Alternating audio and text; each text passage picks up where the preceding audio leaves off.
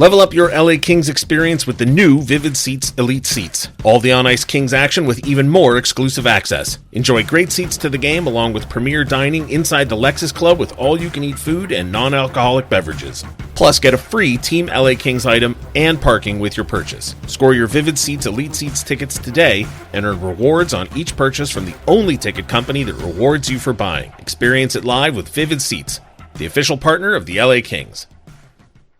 You're listening to an LA Kings podcast. For more episodes of this and every other Kings program, visit lakings.com/podcast. You're listening to All the Kings Men, the official podcast of the LA Kings. Now, here's your host, Jesse Cohen. All right, it is Monday, and we're not doing a King of the Week for the final week of the season. I'll just decide that on my own, but at this point, Adrian Kempe has won the annual King of the Week points total.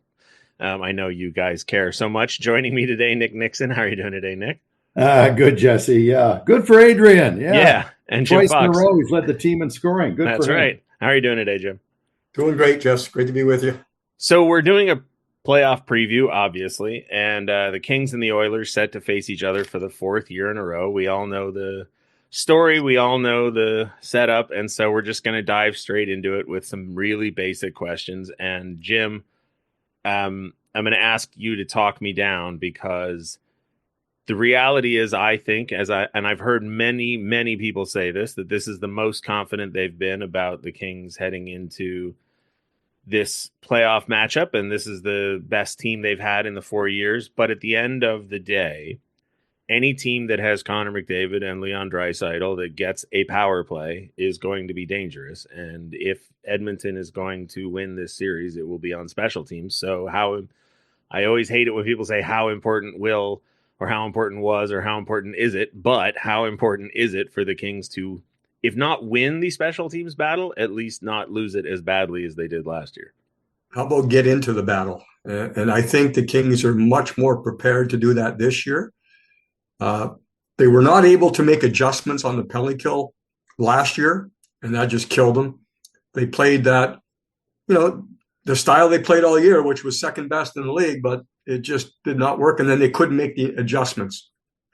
This year, they're going in with a completely different style on the penalty kill, and of course, you want to keep that going. You want to do like you did in the regular season. At the same time, you have to be prepared to make adjustments. On the power play, much better feel going into the playoffs. Much better, just so much creation, movement, chances, momentum. So that's something to look forward to. It was interesting, Jess, the other day, Jim Miller was asked about, last year's special teams, much like you're asking. And he said, obviously, that's the number one key of the series. We're talking about it right now. He was asked, what's the second key? And he couldn't come up with one. He said, I got to go back to the special teams. It's the special teams. That's going to be the key. And there's a lot of way to look at it. But you mentioned before, Jess, before I end this, it's talk you down. I am as optimistic as I've been going into a playoff series with the Edmonton Oilers. The way I'm looking at it from my perspective and my mindset, what I'm trying to do, I know that the Oilers can win a series because of those two guys. And they're probably underrated in the defensive aspect of the game. But I'm concentrating on the Kings. And the Kings are better in goal. They're stingier on defense. They're more balanced up front. And then I think they have two guys that were around last year, in Quentin Byfield and Kevin Fiala. They're playing better than they ever have. So I'm optimistic. Nick, are you optimistic as well? Yes, I am. For a number of the reasons Jim mentioned. And I was doing an interview the other day about the playoffs and the playoff series coming up. And I always kind of go back to my roots when I started out. And I guess the traditionalist, the purist would say 3 keys to any playoff series are health, special teams, and goaltending. Well, health-wise, the Kings are in pretty good shape. Doughty will play. Edmondson will play, both missed some games towards the end. So that's huge on a team that ranked number 2 defensively in the NHL. And goaltending, I mean, how many goaltenders in Kings history, and this includes the great Jonathan Quick, have had a season like Darcy Kemper has had for the Kings, and he has playoff experience, obviously having won a cup in Colorado. So I think Edmonton is banged up. They're going to have some players in game one and to start the series that aren't 100%. Not to say that all the Kings are 100%, but they have a lot more question marks in that regard than do the Kings. So I give the health advantage to the Kings. I give the goaltending advantage to the Kings. And if the Kings power play can perform, which wasn't outstanding, like they did the last 2 months of the season, and they could prevent Edmonton from going 46%, which they've done over 3 series with the Kings, to me, that will be a wash. So you put those 3 elements together. That's why I have a lot of confidence going into the series. This was not covered in one of the 5 questions, but it was an interesting detail that I had not previously been aware of or thought about. I thought I read somewhere that the Kings had 10 players who have at least played in the Stanley Cup final. And I could think of Kopitar, Doughty, Lewis, Edmondson, Kemper, Deneau, Fogle, and then I couldn't come up with the other 3, but that's 7 significant players.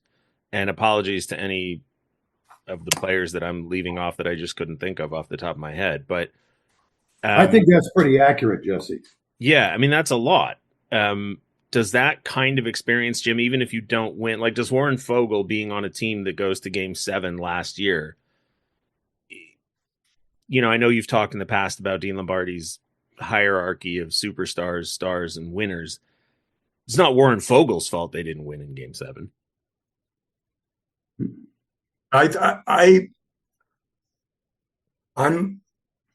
It's back to my optimism.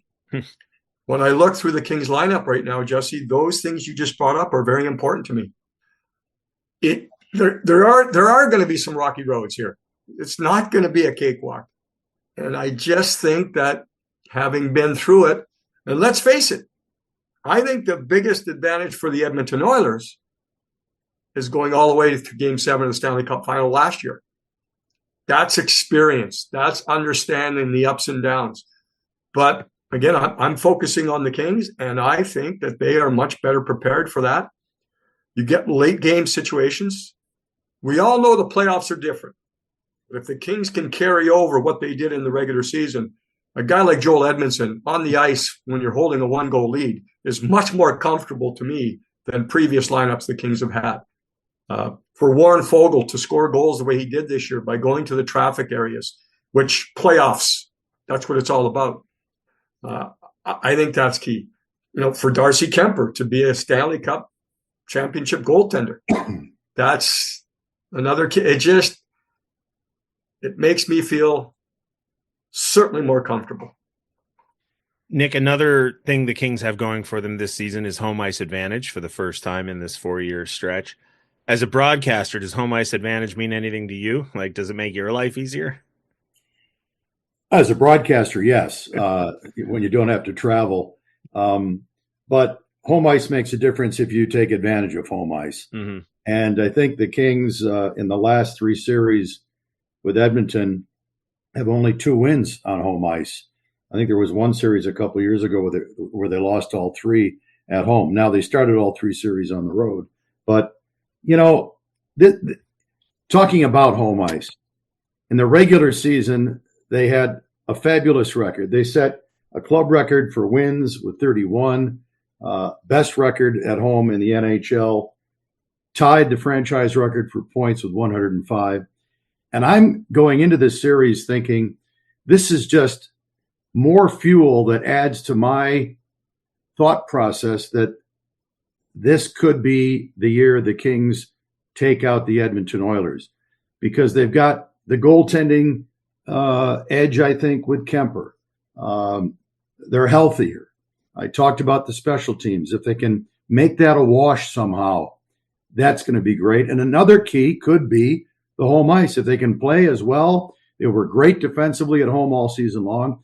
If that can carry over, that's going to be huge. So, yeah, I think in this particular year, home ice could be a big advantage for the Kings. If I can give you my theory, I don't know if I have on the success of the Kings, because we were asked so many times. So you go back to matchups, you have the last change. Okay, that's always there. That's there for every home team. Why were the Kings better than everyone else? Then you go to home crowd advantage, energy. Brings, okay, it's more positive atmosphere. Well, everyone has that, right? Why were the Kings better? I think that has a lot to do with the success of the Kings for this reason. The Kings' biggest strength is their play without the puck. And when you're playing without the puck, you need energy. When you have the puck, you don't. It's easy. It's like a penalty kill. It's hard work. On the power play, man, you're at the end of a shift. You're never too tired to stay on the power play. Energy's not. So the Kings expend so much energy. We've talked about it this year, right, Jess? Mm-hmm. Defending, that they need the home crowd more than most teams. And the Kings fans this year have given them that. Every team gains energy from their home crowd, but not every team needs it as much as the Kings. Not every team relies on defending as much as the Kings. And I believe that's why they had success. Playoffs, different story, whole different season. We've heard about that. But I think that's the reason the Kings had success in the regular season this year, because of their commitment to defense and the energy they needed to play that style.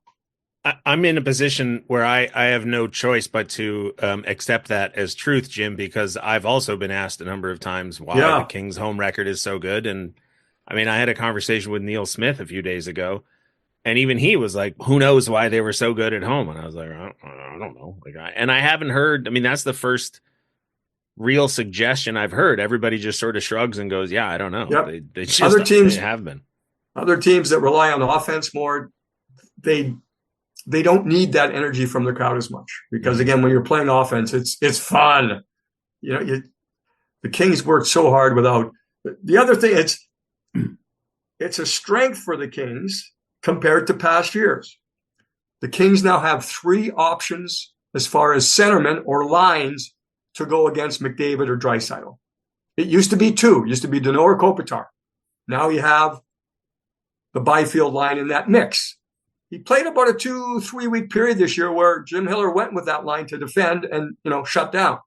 And so just that balance, I think, is different. And, it might play well into home ice when you get that matchup advantage.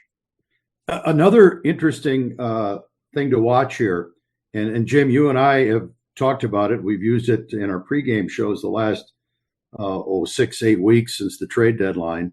But the Kings offense has been near the top in the NHL, not only at home, but on the road.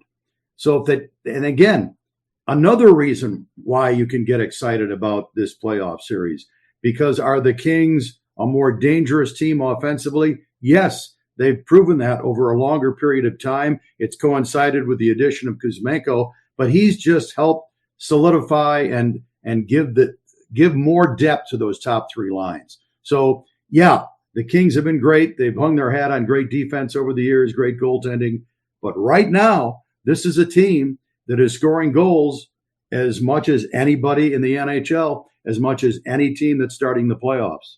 Yeah, and Jess, the quick strike counterattack has improved for the Kings.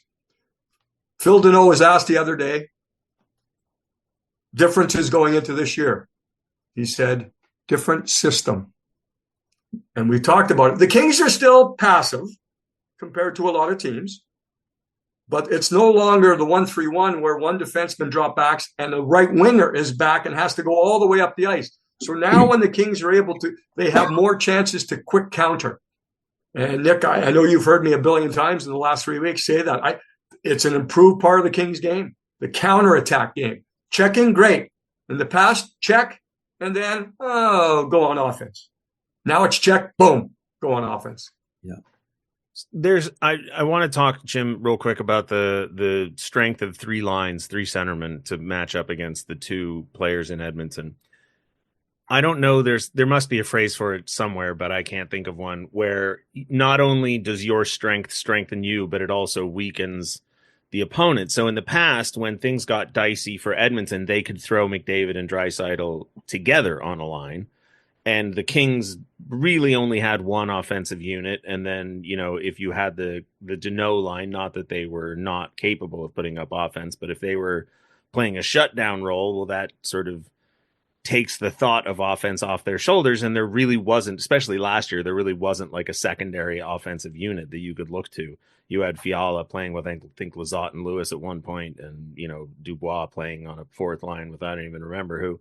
But now with that Fiala, Byfield, Laferriere line, does that strength even not just, like I said, not just strengthen the Kings options, but maybe reduce the Oilers options? Because if they put McDavid and Draisaitl on one line, no disrespect to the very fine players they have on their roster, but their second, third, and fourth lines get that much weaker if they try to load up one super line. I think the Byfield line is a microcosm of what I was just talking about, in that Byfield commitment, face-offs are better this year, stronger defensively, understanding, what his responsibilities are, going to harder areas. Alex Laferriere, safety valve, high defensive hockey IQ, always there to back. And guess what? Kevin Fiala is the perfect counterattack player. So if you just have that going together, bang, create that turnover and go the other way. And Kevin can do that. In the past, Jesse, I think you put it perfectly. You would have Kopitar trying to shut down one of the other lines, and his offense would suffer, right? You just wouldn't get enough. Well, the options and balance available are much better than they were in the past. And it's not just on the forward pair or forward lines, Nick. It's the defensive pairs. We had Drew Doughty out, and one of the questions right at the start of the season, and I think he missed 51 games or something like that over the course of the year. And so the question was, well, how are they going to handle the loss of Drew Doughty? Mm-hmm. And listen, of all the answers to that question, it never occurred to me that Vladislav Gavrikov would be the best right side defenseman for the LA Kings in 2024-25. But I voted for him for best defenseman of the year. Yeah, it opened up a lot of eyes for a lot of us that have followed the Kings. And now as we prepare for the postseason, even with Doughty in the lineup, but you basically have four defenders that I think Jim Heller would be very comfortable in putting out in any situation late in the game, protecting a lead. Certainly the four that we're going to talk about all kill penalties, that be Anderson, Doughty, Gavrikov, and Edmondson. But that depth there. When you look at the top four, your top two pair this season when everybody's healthy, compared to last year, compared to 2 years ago, I don't think there's any question that it's more experienced and it's more capable of shutting down the other teams. So, we're talking about forward lines with Kopitar, Byfield, Deneau down the middle, but let's not forget about, that blue line because, as you said, Jesse, Gavrikov had such a good season. The media voted him as the Kings' best defenseman this year. Joel Edmondson is plus minus near the top among defensemen in the entire league all season long. Doughty's Doughty. Mikey Anderson has turned into an underrated defender in my book, not to us, but to people around the NHL. So you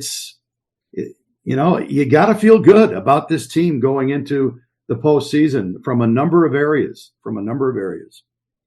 There's two players that I think have huge question marks over their head, and I mean it in the best possible way, right? Sometimes you enter a season and you go, "Oh, I don't know how that's going to work out."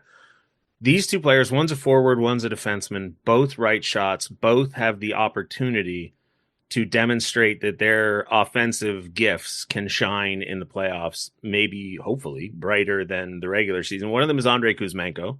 We have no idea, Jim, what he looks like in NHL playoffs. He's never been. And the other one's Brant Clark. Neither of them are the, load-bearing player at their position, but both of them have the, ability and the option here to provide an offensive spark in the playoff. Like, we just don't know what they're capable of, but both of them have huge upside. Yeah, I think with Kuzmenko, and I'm going to be honest here. He had some baggage coming in, meaning he was on his fourth team in 3 years, hadn't found a home yet. So there must be something there, right? He's mentioned that we've heard him talk about looking across the room and seeing Anze Kopitar staring him down, going, "Okay, so maybe he's matured." Much like Kevin Fiala did this year. I'm going off on a little tangent. I mean, beginning of the year, I remember saying, maybe with you guys, I said, this is the year that Kevin Fiala has to get it. Meaning understand that risk reward, understand what he can, and he did. Well, maybe Kuzmenko can take that next step. And he's another part of that quick strike counterattack capability that the Kings didn't have before. With Brandt Clarke, he will be tested. You know that because he is a skilled player. So physically, he will be tested. They will go after him. They will run him. They'll try to do different things. And we just hope that Brandt Clarke continues his confident approach, that he can do it. The other side of the Brandt Clarke coin, I don't even know how to really say it, Nick, is Jordan Spence. And Jordan Spence is a player that I have been very fond of and gone out of my way to find reasons to praise him. And one of the things that I actually stumbled on quite by accident was, I'm not going to be able to call it up from memory, but I mean, I think the amount of goals that he's been on the ice for this season is preposterously low. And I understand that he doesn't play nearly as many minutes as those top four defensemen that you mentioned. He doesn't play on the penalty kill. He's a third pair, difficulty of competition, all those things. But to have a player in that slot who plays that slot well, maybe this is just, the black and white glasses that I wear as a fan, but, I think back to the cup winning teams and not to compare Matt Green to a Jordan Spence or an Alec Martinez to a Jordan Spence, but those teams won because they had excellent players at every position, in the roster. And you could say the same thing of those players. Well, they played against lesser competition. They played fewer minutes, but I mean, the Jordan Spences, the Jeff Malotts, the Sammy Hellenius, the Alex Turcotte, those guys are all going to be important in this series. Yeah, with Jordan Spence, I mean, like Jim and I were talking the other day on one of the games, I think it was last week in Edmonton, during a break, as Darcy Kemper, when was the last time he gave up a bad goal? I mean, we couldn't remember. That's how good a season he had. Jordan Spence, okay, you touched on the situations he probably gets used in and has been used in. When was the last time he made a glaring mistake? I mean, not the biggest guy, not the most talented defenseman from an offensive standpoint, but he just does the job well. And Jim Hiller was talking earlier today about coaches earning trust of players. And he said, when you're a coach, if you know night after night what you're going to get from a particular player, that's huge, because then you know where he's best suited to play in a game. And I think Jordan Spence is at the stage of his career with the Kings where the coach, Jim Hiller, trusts him and knows where to put him in and where he's going to be successful shift after shift, night after night. Is he with Anderson? Is he with that? No, he's not with those guys. But boy, I mean, if you went through the league and went, and whether you call him a 5 or a 6, pretty good 5 or 6, right? Yeah. And I go back to what I said earlier. He handles it well. He doesn't have glaringly bad mistakes, bad games, peaks and valleys. It's a very consistent game this season from Jordan Spence. This is a position that I developed after the Kings Cup seasons were done, and all of a sudden they started losing players, depth players. But I started looking at the matchups, particularly when the team would make the playoffs, and you'd go, okay, Edmonton has Connor McDavid and Leon Draisaitl and Zach Hyman and Ryan, and they don't have Ekholm this series, but they've had Ekholm in the past. And the Kings have, Doughty and Kopitar and Kempe and whoever it is. And you could say that the gap between Connor McDavid and Anze Kopitar is, to Edmonton's favor, right? Because Connor McDavid is just incredible. but every team you face is going to have top end players. And so the question just becomes, okay, what's the gap between their top end players and your top end players? But not every team is going to have depth. Not every team is going to have your second pair D, right? Not every team's going to have a Gavrikov, an Edmondson, a Spence, a Fogle, a Deneau, down the lineup, all the way down. And, listen, we have no idea what that fourth line is going to look like. I don't think right? All three of them haven't had any NHL playoff experience. But it's finding out how good and how productive your depth can be, in my mind anyway, now that I've seen enough hockey in my life, that I almost sort of, and it's probably weighted too heavy, Jim, to the depth side from my view, but I almost sort of don't worry about the matchup between the top end, because in my mind, the top ends are always going to kind of balance each other out. Yeah, and you feel good about the balance. You do. I do. Nick, we all do. So that's a positive. You're talking about the difference between McDavid and Kopitar. Well, a good thing for the Kings is they no longer have to rely as much on Andre Kopitar to carry the full load. All three of us talked at the beginning of the season. Wouldn't it be great if Quinton Byfield was the number one center by the end of the year? Well, you can make the argument he is. I think Kopi's finish too was pretty good. Him and Kempe filled the net along with Kuzmenko. I mean, but that's just renewed. Maybe they have more energy to go on attack because they're not just constantly shutting down the other team. That's where the Kings have, yes. Much like you opened our little chat here, Jesse, with the obvious of the special teams, it's obvious that the two best players in the world perhaps are on the Oilers, and the Kings have more depth. And that's the way they're going to win this series if they do. So you brought it up, so I'm going to ask you, because I asked it on sort of rhetorically on an episode of Kings Talk recently. And the question was, who is the Kings' first line? Now, since the trade deadline, Adrian Kempe has 23 points. Kevin Fiala has 20 points. Quinton Byfield has 19 points. Andrei Kopitar has 19 points. Andrei Kuzmenko has 17 points. And Kempe played 18 minutes, Fiala 17:50, Byfield 18:40, Kopitar 18:09, Kuzmenko 16:31. The point I was making when I asked was, anybody that wanted to call in and tell me that they thought they knew who the top line was definitively, I don't think there's a solid argument to be made, because both of those two lines since the trade deadline played a ton of minutes and put up a ton of points. So, I don't know, Nick, you tell me, who is the Kings' first line? The line that scores the most. No, you're right. I mean, I know there have been stretches over the last few years where it's been tough for the Kings.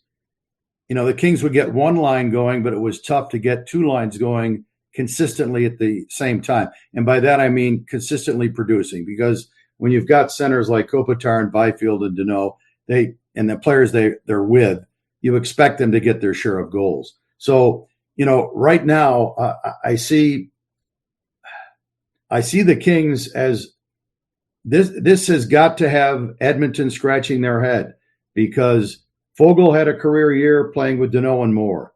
Moore had a great second half after battling some injuries in the first half.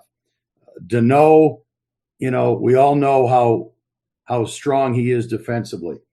Byfield and Fiala have seemed to complement each other, and both, I think, led the team in goals going down the stretch with Adrian Kempe. Laferriere gets his share of chances every night, doesn't hurt you defensively. Kopitar's Kopitar, Hall of Famer, Selke Trophy winner. Kempe's won the scoring title 2 years in a row. Kuzmenko is, charged up the power play. So, maybe, this is a stretch to have three lines going for a consistent stretch of games. But, boy, the Kings, down since the trade deadline, they've had the Byfield and Kopitar lines producing, with a notch below them, the third line of Deneau producing. And, boy, that's a handful. And it was a handful. The Kings were 17-5 in their last 22 games since the trade deadline. Other teams, and as I mentioned earlier, and the Kings were one of the highest scoring teams. So shutting down the Kings in the playoffs if it's a carryover, hopefully it is when the playoffs begin, it's going to be an issue for the opposing coach.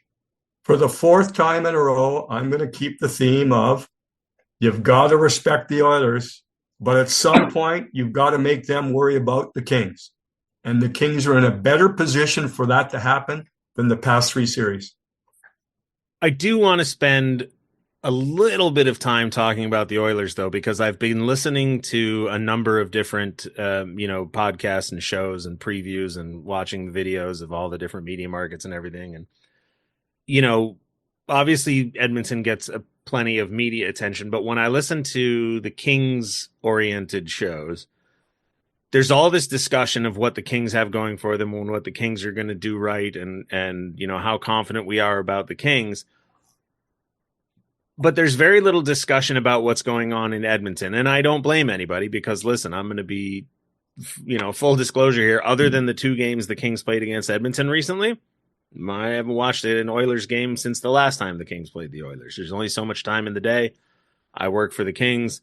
That's the team I watch all the time when I'm not watching or thinking about the Kings or what, I don't go to practice anymore. But when I did, I'm not going to come home and then try and consume everything I can about another team. But let's talk about Edmonton, Jim. What does the loss of Ekholm in the first round mean for Edmonton's blue line? Well, it's taken your best defenseman out. A lot of accolades have been thrown to Darnell Nurse about the way he responded this year overall. And the concern for Edmonton is when Nurse stays within his game, he can be extremely effective. When he tries to do too much and goes outside that's when holes open up. And because Ekholm is no longer there, that possibility rises, where Darnell feels like he has to do a little bit more, and then all of a sudden he finds himself in waters that he shouldn't be in if you're an Oiler supporter. I said it earlier, again, my focus right now is on the Kings being better, but don't underestimate what happened to the Oilers going 7 games into the final. That is immeasurable experience. That's finding different ways to win games.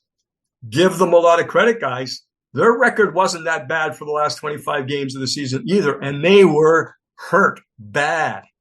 And they still found a way to have a real good record near the end of the year. So that experience is very important for them. But if the Kings, this is what the Oilers are going to do, Jess, Nick. They're going to play 4 defense. I mean, their third pair is going to play 7 minutes a night. That's the way that's the way they have to approach it. And that all stems, Jesse, I think, from what you're talking about. And that's Ekholm being out. And it hurts how they slot in the rest of the way. And other than special teams, if there's one thing that I look at, it's work those D down low in the Edmonton zone, because Ekholm is one of those guys that he would stop the forecheck. He would stop the player, he gets there, he pins, he holds, gets the puck, moves it, they go out. Now they don't have that, and the Kings have to make them pay. Yeah. And I think, guys, when you look at Edmonton with the injury situation they've had towards the end of the season, you can kind of call the start of this playoff series an experimental stage for Chris Knobloch, because he's going to have different line combinations out there that maybe he has not used quite a bit this year or used at all. Defensively, same situation, no Ekholm. So it looks like, Jim, you're right, Nurse with Bouchard and likely Kulak with Wallman, who's coming off an injury, and then limited minutes for whoever's 5 and 6. It looks like it might be Emberson and Brown for the start of the series. But, I mean, the Kings are pretty well set, right? They've been healthy. They know what their D pairs are. They know what their top 3 lines look like. Whereas for Edmonton, all right, well, Connor Brown will likely start with McDavid. I mean, that hasn't been the case most of the year. Arvidsson's been in and out of the lineup. Podkolzin, very limited playoff experience. He's going to wind up probably playing on the first or second line with McDavid or Draisaitl. So you've got a lot of question marks because I call it, for the lack of anything else, experimental stage for Edmonton here to start this playoffs because of all the different factors, most notably their injuries. And it was interesting, Nick, when we went in to play them there in Edmonton for the last time in the season, and Knobloch was asked about the uncertainty and going. He said, "Yeah, I'm concerned about who's get the lines together, who's going to play with who." They asked Draisaitl. He said, "It doesn't matter. I played with everybody. Whoever plays with me." It was a different perspective from a player than it was from the coach, and I absolutely loved it. Just taking it one more down, just on Ekholm. Bouchard's progression in his career has been, a lot of credit has been given to Ekholm. So he no longer has that. Will it affect Bouchard's game in a negative factor? And if that's the case, again, the Kings have to take advantage of that. I want to backtrack 1 second. It's low-hanging fruit, but I have to say it. You talked about Darnell Nurse not getting away from his game too much, Jim. Does cross-checking players when they're down, face down on the ice, is that in his lane? Is that part of his... I'll say this, and he if he would have hit Byfield with the first attempt he had on the cross-check before he fell to the ice, yeah, at least it would have been part of a hockey play because the whistle hadn't gone yet. Yeah, but that would have been more serious. After the whistle, down on the ice, it's the old man. I'm old now. When I played, if you had a late season game like that and you went into Edmonton and the Kings had a lead like they did, they would be chopping your wrists off, their head up. That's the way it is. That's the way it is. And you know what? If the Kings had been down 5-0, I hope they would have done the same thing. No one wants anyone injured. No. But we know that last time I looked, intimidation, that word is still in the dictionary. There's one more matchup we haven't talked about, and I'm not even sure that there's any way of knowing how to gauge it. And that is Knobloch and Hiller. And both of them were named head coach last season. This is now the first time for both coaches that they've had a full season training camp, full 82 games to head into the playoffs. Obviously, Knobloch took his team to the Stanley Cup final last year. They went to Game 7. Jim Hiller was eliminated by Knobloch in the first round. But, Jim, you've talked a great deal this season about the positive impact that Jim Hiller has had and the type of coach he is. So now with one round between the two coaches under the belt and an improved roster, does Jim Hiller strike you as the kind of coach who can learn from last year's experience and approach this season, with having learned some lessons, or is that not the kind of approach you think he'll take? His arsenal is better. Yeah. He has more options. He has more to work with. Yes, he'll learn. You'll always learn. He was asked the exact same question just the other day. And he said, you know what? I've been in the playoffs a lot of times, not as a head coach, but he's been there a million times. You know what's going, you know what to do. He also said, but every single team is different. Every single team is different. He talked today as we're speaking about how when you insert one new player into a locker room, it changes everything. Or you take one out, it changes all the time. So I'm a big Jim Hiller supporter. Every Kings player we've heard now is talking about the closeness of the group. And Jim Hiller was asked about that. You know what he said? That's the coaches staying out of the way. That's the players. That's the players doing it. And if Kevin Fiala continues to do what he's done this year, that alone should get Jim Hiller on the Coach of the Year ballot.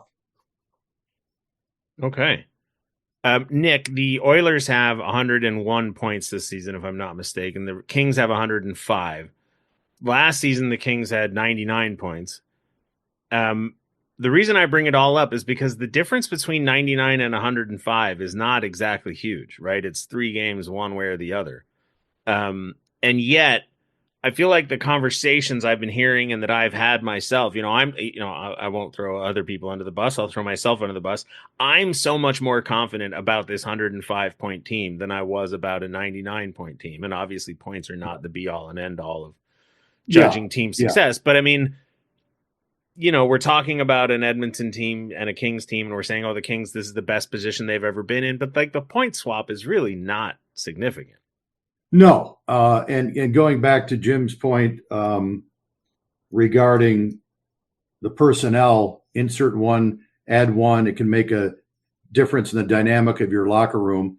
I think because of the fact that this year's team appears to me from the outside looking in, I'm not in the locker room between periods or after games, but it appears that number one, they're all on the same page. Number two, they've all bought in. And number three, they're enjoying themselves. And these are all intangibles.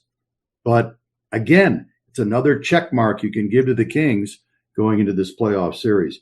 Back to Jim Hiller that Foxy just brought up. I just submitted my ballot, the broadcasters vote for Coach of the Year. And I had my original list of maybe 6 or 7 coaches. And Jim Hiller was one of those 7. And I kept saying to myself, are there any reasons why I should not vote for him? Why shouldn't I vote for him? Now, there were a lot of good coaching jobs. There always are in any given season. But at the end of the day, he was one of my top 3 picks. And I tried to be objective, but everything we have talked about here today with the makeup of the team, the additions the Kings have made, and how he's integrated them into the lineup, into the roster, the success of the team, the special teams improvement down, everything that he's addressed that needed to improve has improved. And that's why it was difficult for me not to include him, which is why I did include him as one of my 3 selections. So, yeah, I mean, kudos to him. I thought he did a fabulous job this year. Yeah. I had Nick. I had Carberry 1, I had Hiller 2, and I had Arneal 3. Those are my guys. Had Carberry 1, I had Arneal 2, and Hiller 3. There you go. And I didn't even call you before we did that. No, we didn't.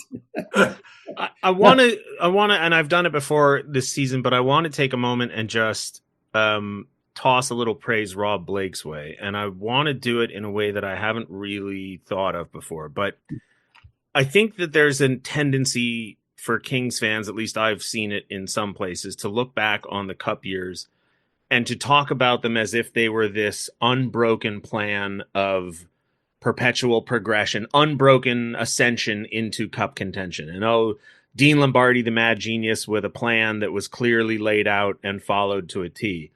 And it never really sat right with me, because I'd say, well, he couldn't have known that Philadelphia was going to trade Richards and Carter, and he couldn't have known that Gaborik was going to be available. And, there's all these little things, but it was the ability to improvise that is what separates, I think, sometimes, and I'm struggling with this thought, so apologies, but I think that's sometimes what separates a good plan from a great outcome. And I want to talk about this Kings team, because you can't tell me that it was the plan to lose 3 years in a row to the Oilers. Yeah. You can't tell me that last year's playoffs was the plan. And I was talking to somebody earlier this season, not on air anywhere, but just privately, and I was pointing out all the different moves that had been made. And they said, well, it sounds like you're laying out an argument for how everything went wrong. And I said, well, unless they win, in which case I'm laying out a plan for how everything went right. Yeah. And so adding Fogle and Edmondson and Kemper and Jeannot and promoting Turcotte and Clark and, bringing in Kuzmenko at the trade deadline and putting Byfield at center, although that was probably a Hiller decision. The pro staff and the front office, despite the last 3 years not going according to plan, I think have done a really excellent job of pivoting. And Kuzmenko was trades at the trade deadline or improvisations. You don't know who's going to be available. You don't know what you're going to be able to do. You go in and you make your moves, and it's worked out. So I just want to say, this idea that there has to be a plan that's followed to a T is not accurate. Sometimes it's how a front office staff, a coach, a player can improvise. And I think it's the most important thing to me is realistic self-evaluation. And those losses will lead you there, Jess. They'll lead you to figuring out how good are you, how close are you. And when you come up with those decisions, then you figure, should we trade our first round picks or shouldn't we? Should we sprinkle in here or should we go for it? That's all part of it. That's a different conversation. Are the moves made prior to this season? If you want to go through a checklist of the additions this year only, Rob Blake's at 100%. This year, I know there's questions about, okay, let's throw it out there. Dubois, that's okay. All this, you can talk about, yes, valid points. But this year, the additions and then the trade deadline puts the Kings in the best position they've been in for a long time. There is an award for General Manager of the Year, and Rob Blake should be considered based on what Jim just said. I mean, hey, listen, every general manager has made bad trades. They've all made bad draft picks. 32 teams I can go through and I can make a list, good and bad, for everybody. That happens. But it's how you rectify the situation, as Jim mentioned. The Dubois deal did not work out. Okay, let's move on. Darcy Kemper's moved out to be a pretty good acquisition for P.L. Dubois. He's the team MVP. And then, as Jim touched on, all the additions, free agent with Fogle, on, right up to the trade deadline with Kuzmenko, they've all worked. So I don't know I don't know who votes on it. I think the writers do. But, we mentioned Jim Hiller being on our list for Coach of the Year based on making his team better from one season to the next. Rob Blake has got to be listed pretty high among the league's GMs. Nick, the first, when you bring that up, but the guy in Colorado, man. Both goaltenders. They've had 6 goalies this year. I mean, but he just completely revamped that team. And, you bring in Nelson, you bring in Coyle. I mean, these are, and I know Rantanen was a situation they had to deal with, and they dealt with it but you talk about completely revamping an organization within a period of 8 months, man. And we'll see if those moves are as successful as the Kings move. I mean, what are we going to base this season on? Playoff success, right? Yeah. So the Kings go to the second, third round. Colorado gets bounced out in the first round. Then, the Kings get the edge over, Colorado. But, Colorado, big time, Jim, you're right. They recognize some deficiencies there. They're dealing with cap issues. Can we get Rantanen? No, we can't. So we got to move them. And that's worked out. So, so far, so good for them as well. Well, you guys both mentioned Spencer Carberry. I can imagine that, was it Chris Patrick, I think, in Washington, will probably get a ton of votes as well, because Washington, a lot of those votes just go to the team that's most obviously improved, and that was a huge. And Jesse, I was looking. We all get the Hockey News preview magazine, comes out in August, and they have their selections for the top 8 in each conference. I look back. The Kings weren't a playoff team, according to those experts, those hockey experts, and I'm not quite sure Washington was either. There were like 5 or 6 teams that they picked didn't make it. The other 5 or 6 that they didn't think did make it. So, and the reason why teams like Washington and the Kings have trended and are going in the right direction and made the playoffs are because of the moves they made and the coaching styles that they've implemented. Well, this is the fun time of year. This is the time of year that every time, it's whatever, it's game 13, 27, 35, 48, whatever. And you just sort of stop and think and like, wow, the playoffs so far away. And then boom, they're there. As you said, Nick, this season will be judged by the playoffs. I don't know how we got to that point already where the Kings season is judged exclusively by playoff success, but that's where we are. Nick and Jim, thank you as always for joining me. I can't wait to hear you guys call another season of Stanley Cup playoffs. Nick, thanks very much. Hey, my pleasure, Jesse. And we're thinking of you always. Keep up the good work and keep the faith, my friend. Well, I don't want to shock anybody. I think most people know by now, but I'll be there tomorrow night. So Nice, Jess. Beautiful. All right. So, Jim, thank you as always for joining me. You're looking good, sir. Thank you. I got no other choice. I'll talk to you guys soon.